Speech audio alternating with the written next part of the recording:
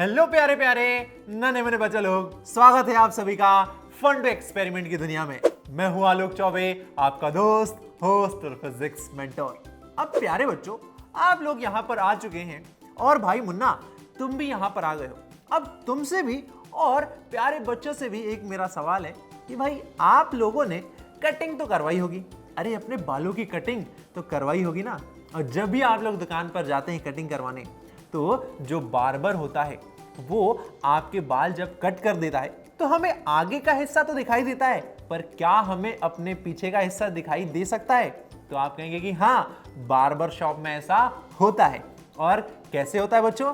तो वो जो बार्बर होता है वो एक छोटा सा कांच का टुकड़ा लेके हमारे सर के पीछे खड़ा हो जाता है और सामने वाले मिरर में हमें अपना जो पिछला हेड है वो भी दिखाई देता है। पर आखिर ये होता कैसे है? यहां पर कौन सी प्रोसेस इन्वॉल्व होती है? मुन्ना, क्या तुम्हें पता है? नहीं सर, ये तो नहीं पता, आप ही बता दीजिए।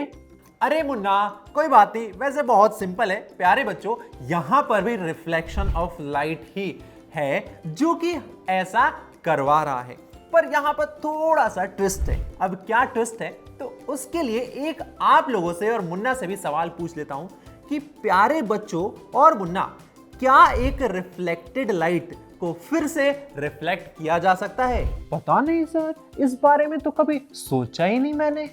कोई बात नहीं मुन्ना, तुम्हें नहीं पता, इट्स ओके। बहुत सारे बच्चों को भी नहीं पता होगा, तो चलिए मैं बताता हूं। बच्चों, यहां पर भी रिफ्लेक्शन ऑफ लाइट का ही फिनोमिनन इन्वॉल्व हो रहा है।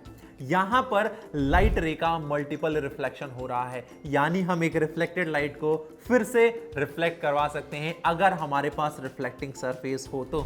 यानी आज हम लोग एक ऐसा एक्सपेरिमेंट परफॉर्म करने वाले हैं जहां पर हम मल्टीपल इमेज फॉर्मेशन के कॉन्सेप्ट को समझेंगे। अब बच्चों, इसको समझने के लिए हमें कुछ चीजें चाहिए, जैसे हमें चाहिए मिरर्स, हमें मिरर चाहिए और हमें चाहिए बच्चों मिरर स्टैंड। अब ये सारी चीजें हमें कहां मिलेंगी? आपको कहां मिलेंगी? फन टू एक्सपेरिमेंट किट में। अब मिरर हो गया, मिरर स्टैंड हो गया, अब कोई ऑब्जेक्ट भी तो चाहिए। जैसे बार्बर शॉप में ऑब्जेक्ट आप होते हैं और आप ही की इमेज बनती है, तो हमें एक छोटा सा ऑब्जेक्ट चाहिए। तो आप कुछ भी ले सकते हैं, एक पेपर का टुकड़ा ले सकते हैं, एक छोटे से पेपर को फाड़ के रोल कर सकते हैं, या फिर आपके पास कोई पत्थर हो वो ले सकते हैं। जैसे मैंने एक बहुत छोटा सा व्हाइट कलर का एक पेपर का टुकड़ा लिया है, जिसे मैंने रोल करके एक बॉल बना दिया है। अब जैसे ही हमारे पास ये सारी चीजें आ जाएंगी, हम इन दो मिरर्स को सेट करेंगे। इन दो मिरर्स को सेट करके हम उनके बीच में ऑब्जेक्ट रखेंगे और देखेंगे कि उस एक ऑब्जेक्ट की कितनी इमेजेस बन रही हैं। तो चलिए बच्चों, हम सबसे पहले इस मिरर स्टैंड में मिरर को लगाते हैं। ये मैंने लगा दिया मिरर स्टैंड में मिरर। अब मैं दूसरे स्टैंड में एक और मिरर लगा देता हूं। और सबसे पहले बच्चों, हम इन दोनों मिरर्स को 90 डिग्री के एंगल पर रख देते हैं। हम इन दोनों मिरर्स को 90 डिग्री के एंगल पर रखते हैं और इनके बीच में ये जो बॉल है, जो हमारा ऑब्जेक्ट है, मैं इसको रखता हूं। जब मैं इस ऑब्जेक्ट को बीच में रखता हूं तो इस एक ऑब्जेक्ट की कितनी इमेज बनेगी, अब ये देखना है आपको। तो चलिए, इसको दिखाने के लिए थोड़ा सा जूम करना पड़ेगा ताकि आपको इमेज प्रॉपरली दिख जाए। तो चलिए देखते हैं। हाँ तो प्यारे बच्चा लोग, आप लोगों ने देखा, जब हमने दो प्लेन मिरर्स को 90 डिग्री के एंगल पर रखा और उनके बीच में एक ऑब्जेक्ट रखा, तो टोटल नंबर ऑफ इमेजेस कितनी फॉर्म हो रही थी? 3, है ना। अब एक बार हम इन दोनों मिरर्स के बीच के एंगल को चेंज करते हैं और फिर देखते हैं कि क्या उसके बाद भी 3 ही इमेज बनती हैं या नंबर ऑफ इमेजेस में कोई चेंजेस होते हैं। तो हम अब इन दोनों मिरर्स को 90 डिग्री से 60 डिग्री के एंगल पर रख देते हैं। हम इनको 60 डिग्री के एंगल पर रख देते हैं और अब हम वापस से इस ऑब्जेक्ट को बीच में रखते हैं। अब देखते हैं कितनी इमेज बनेगी। वापस से थोड़ा सा जूम करना पड़ेगा ताकि आपको इमेजेस दिख जाएं। तो चलिए फिर से करते हैं।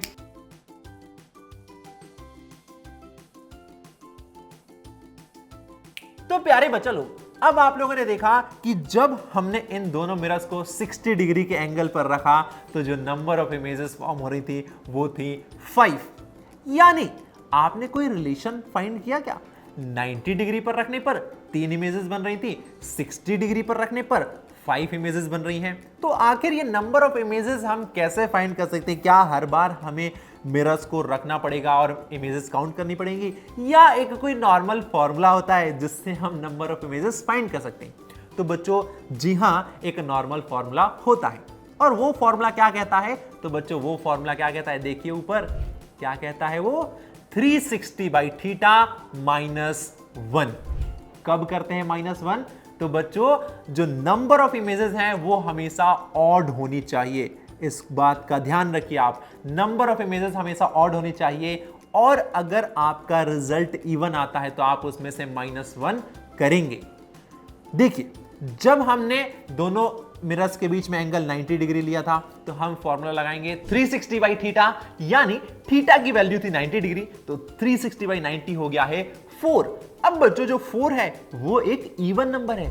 अब भाई जो नंबर ऑफ इमेजेस फॉर्म होती हैं किसी भी मिरर से वो कभी भी इवन नहीं होती हैं, वो हमेशा ऑड होती हैं। इसीलिए जो फॉर्मूला होता है 360 बाई थीटा -1, वो -1 हम तभी करते हैं जब 360 बाई थीटा की वैल्यू आई है इवन।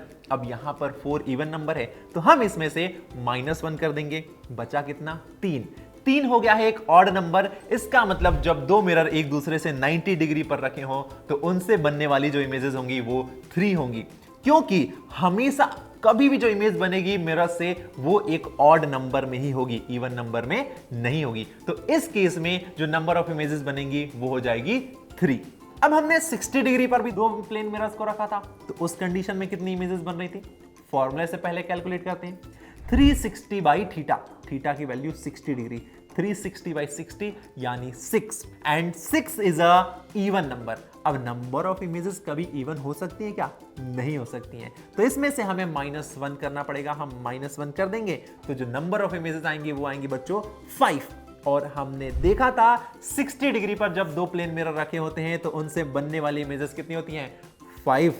तो अब आप लोगों को समझ में आ गया मल्टीपल इमेजेस कैसे फॉर्म होती हैं जब एक रिफ्लेक्टेड लाइट फिर से रिफ्लेक्ट हो।